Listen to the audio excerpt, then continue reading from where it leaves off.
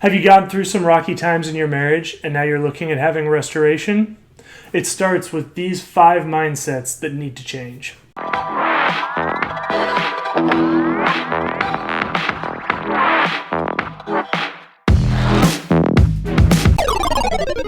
Hey everybody, I'm Nate Warnock. This is Testosterone Tuesday. This is a show that I get to do every Tuesday where we talk about what the Bible says about true masculinity and the way God designed men.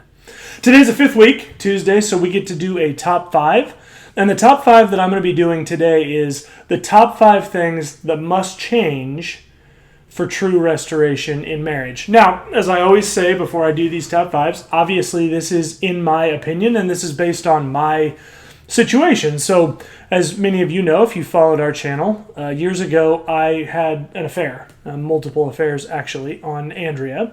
And when I finally was brought by the Lord to a place of true humility and desiring restoration in my marriage, that restoration process took a really long time in our marriage. And as I reflect on that, part of the reason, a significant reason why it took so long, was because it took me a really long time to recognize there were things about the way I think about my marriage that had to change in order for there to be true restoration in the marriage. So maybe you're in that place now, maybe you know someone who's in that place. And I wanted to throw out some suggestions for you to consider, or maybe share with that person you know that's going through this, of maybe if you change your mindset in this area, then that will speed up your restoration in your marriage. So let's get into that right now.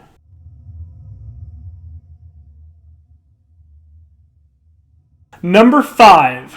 For me, the number 5 attitude that had to change in order for restoration in my marriage was my attitude towards the timeline of restoration. So many times I talk to guys, particularly guys that have gone through infidelity where they were the perpetrator, they were the ones that had an affair, and they've come and they've apologized to their spouse, and there's been some back and forth, and maybe it's even been over a period of days or weeks. And at some point, that guy makes the mistake of saying to his wife, "I've apologized, can't we just move on?" And I said that more than once to Andrea when we were going through this. And now looking back, it makes me get goosebumps to even hear myself say that, because it is such a ridiculous thing to say when you're in that situation. It's impossible for us as guys who had an affair to understand the pain and the betrayal to our wives. I'd even say if you're a guy who has been the victim of an affair, even in that situation, you can't fully understand that, because women are designed with such a desire for security and stability in their relationship, more even than we are as men. And so when we rip that down right in front of them through the betrayal of infidelity, that road is long. And for me, I made the mistake of thinking, okay, well, it's going to be difficult for a month or two, and then she should get over it, right? Forgiveness. But I think what we need to do is readjust in our mindset. She sets the timeline for this because she's the victim.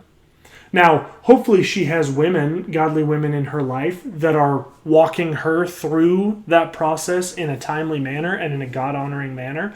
But for us as guys who are in that situation, we need to adjust our minds when it comes to the timeline, because we don't get to set the timeline, right? All we can do is walk in humility, pursuing our wives, offering us true sorrow and trying to rebuild that security and stability in their lives. But we don't get to set that timeline. They do in that situation. And my mindset had to adjust in that regard.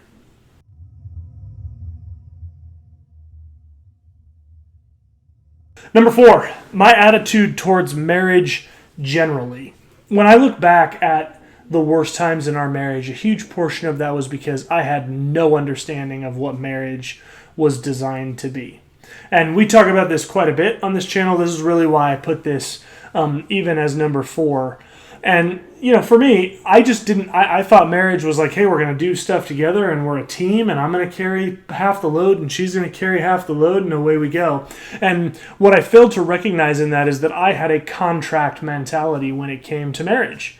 I was looking at marriage as a contract where I do my half, and in return she does her half. And if she doesn't do her half, then I'm off the hook with doing my half. And you might think, well, that's a stupid mentality, but I would challenge you that there are probably ways in your own marriage where you think that way. And it wasn't overt, right? I didn't go, oh, she did 48% of her half today, so I'm only doing 48% of my half. It was more insidious than that, right? More of a knee-jerk reaction, right? It's a general feel of the marriage. Hey, I could pursue her tonight and really try and connect on an emotional level, but I don't want to do that because we're not jiving right now. Right? What's inherent in that statement? I'm not going to do what I know I should be doing because she's not doing what she should be doing. It's a misunderstanding of marriage, right? Marriage is not a contract, it's a covenant. And it's not even a covenant between you and your wife. It's a covenant between you and your Creator, right? I covenant to the Lord that I'm going to do these things to my wife as my sacrificial offering and to bring glory to Him.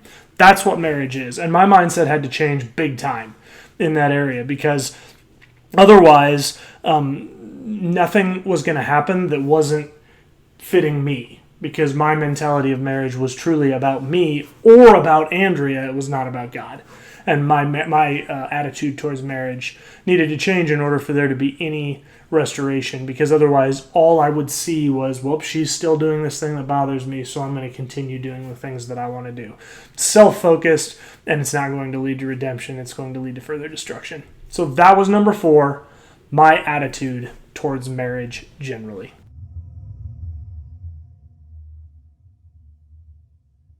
The number 3 thing that had to change in order for restoration in my marriage was my attitude towards purity.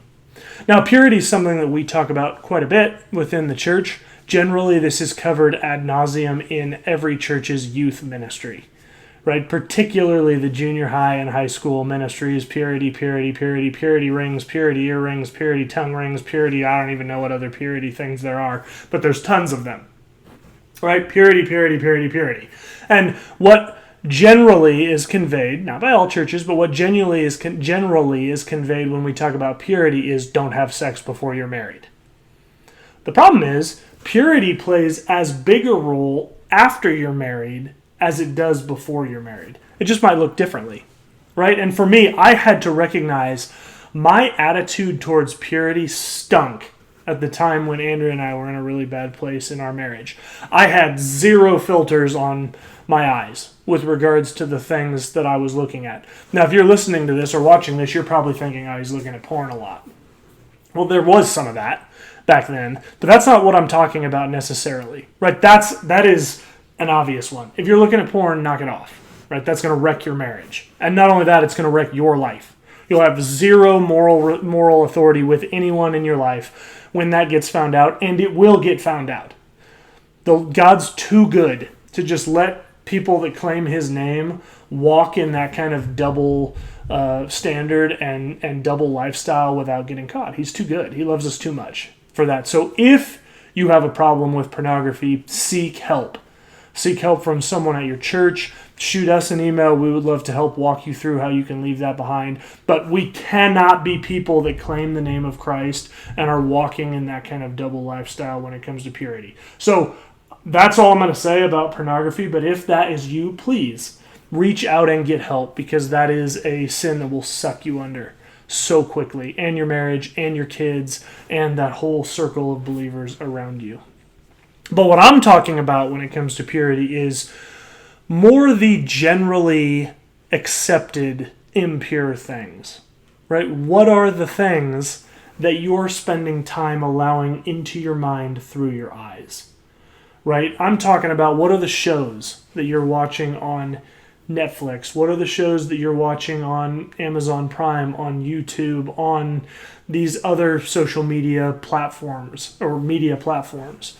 Right? Are they things that are putting pure thoughts into your head with regards to sex, with regards to the value of women, with regards to the proper place and form of sex? Or are they things that are perverting those things? Right? That stuff creeps in, particularly for guys. Once we see something, we can never unsee it. Right? I would say really do a study on what it means to have covenant eyes, right? To make a covenant with your eyes with regards to what you see. And that may mean you go to the mall in a whole different way, right? You guard the things you're looking at a whole different way. When you're driving in your car, you're being careful about how long you're watching the woman that's running down the street next to you on the sidewalk. Right now, you may listen to that and think, dude, that's crazy. Yeah, but you know what? Andrea's worth it for me to do that. Period. My wife and my marriage to my wife and my giving glory to the Lord through my marriage is important enough that, look, we're all going to see stuff, right? I mean, I had a guy one time that told me the first look's on God, the second look's on you. Right? Sometimes you can't help, right? You turn a corner and there's a woman jogging in, the tightest fitting clothing you've ever seen, which is ridiculous, by the way. But that's what you saw, right? You turn the corner, you saw it, right? Fine. Now what? Now what are you doing? Right? Do you have control over your eyes, or do they have control over you with regards to the things you're looking at? So I would humbly suggest, think about the things that you're watching on TV, think about the things that you're watching as you go about your life, and think, are these things that are bringing value to my marriage, or are they detracting from my marriage? And be honest with yourself, right? Lay that before the Lord, allow Him to speak through you. But that was a major thing that had to change in order for restoration in my marriage, my attitude towards purity.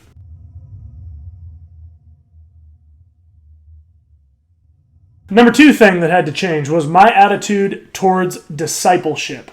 This was a huge one in my life. Because up until the time that Andrea and I were trying to have restoration in our marriage, my attitude towards discipleship was not to have any. I was a man on my own, right? I didn't have people discipling me. I didn't have older men mentoring me. I didn't have men at my same stage walking through life alongside me in a way that even remotely resembled transparency. I had nothing. Right? I was trying to do it on my own because it was all about Nathan. And what I realized walking through that is I was neglecting probably the biggest asset that God had given to me as a man in other men who I could connect with, right? Who I could ask for advice from, who I could befriend, who could hold me accountable. When I tell them, hey, I want restoration in my marriage, they can believe in me and push me to get that done. Ask me, to go back to what I said for number 3, to ask me about what kinds of things you've been looking at lately. How's your purity life? Are you looking at things that are honoring to God and honoring to your spouse? Help me grow in the Word, right? The amount I've grown in my understanding of the Bible in the last 5 years is crazy.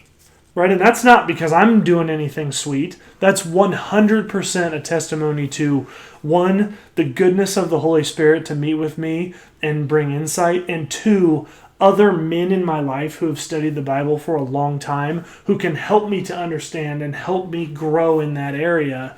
And I am immensely grateful to them for that. But up until that point, when I really realized that I needed discipleship in my life, I could have never had true restoration in my marriage without it, because I would have always been a spiritual baby.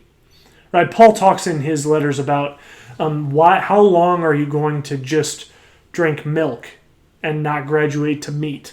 Right? I was a spiritual baby, and I was also a husband expected to lead my wife and my young family at the time. I wasn't even equipped to eat meat for myself, let alone provide spiritual food and guidance to my wife and my kids. So the number 2 thing for me that had to change, my attitude towards discipleship.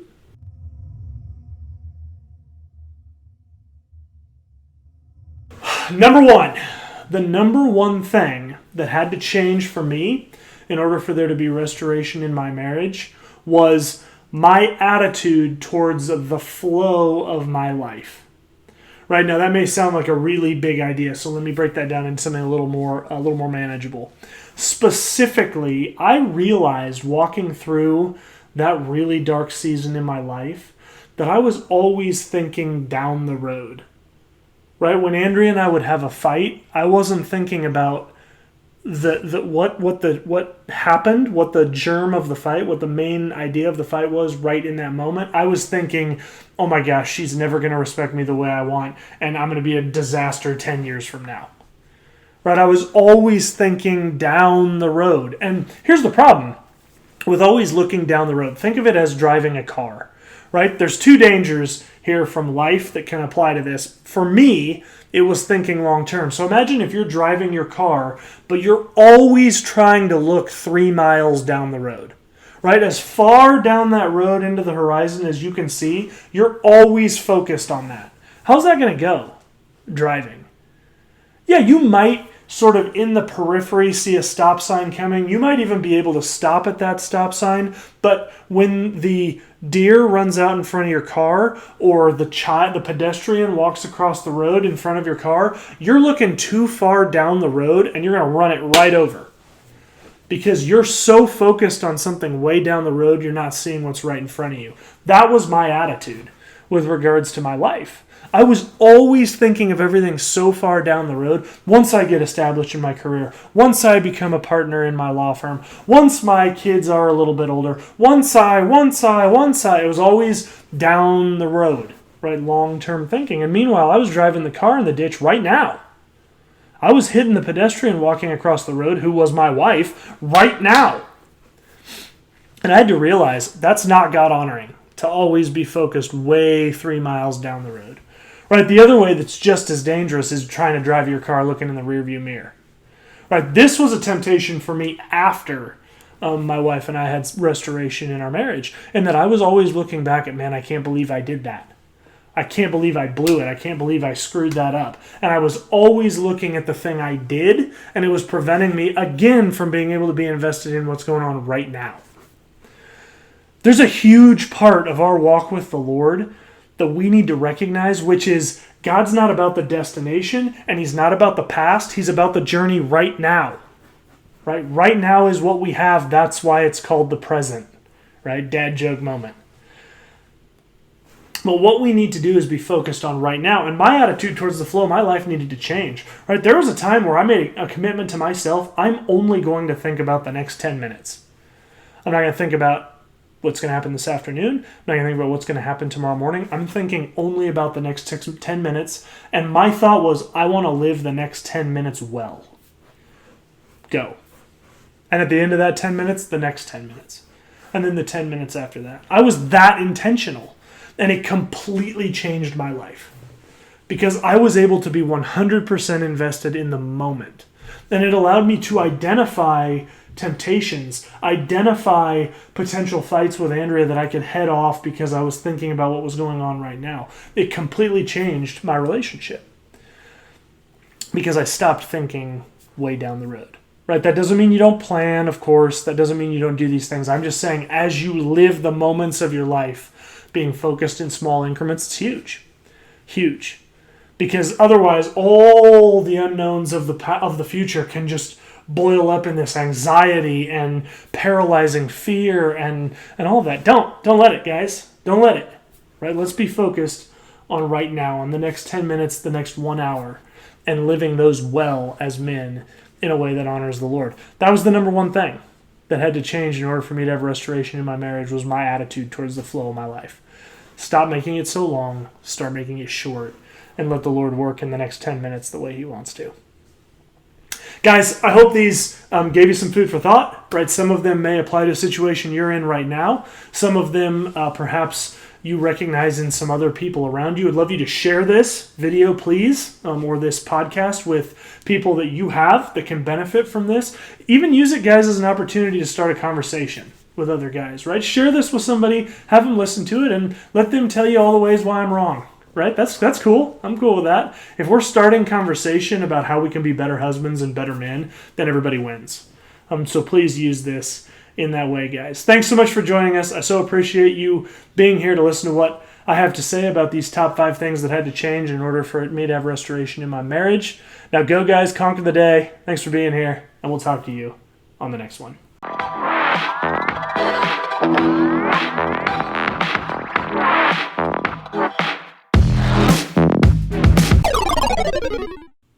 Hey Hey, thanks for joining us on Marriage by Design. If you were impacted by this video, like it by hitting the thumbs up below. Also, don't forget to subscribe, and once you subscribe, hit the bell icon so you can be notified when new episodes release. Excellent. Also, one of the huge pillars of our show is interactivity between us and you. So we would love you to comment down in the comments below if you have thoughts about this video, or if you have questions or other things you'd like to see considered in the future. In addition, if you'd like, you can email us. That's marriagebydesignpodcast@gmail.com. We're also on Instagram @marriagebydesignpodcast, or you can find us on Facebook by searching Marriage by Design Podcast. Finally, if you want to, you can tweet at us. We do have a Twitter account that is @MarriageXDesign. Thanks, and have a great day.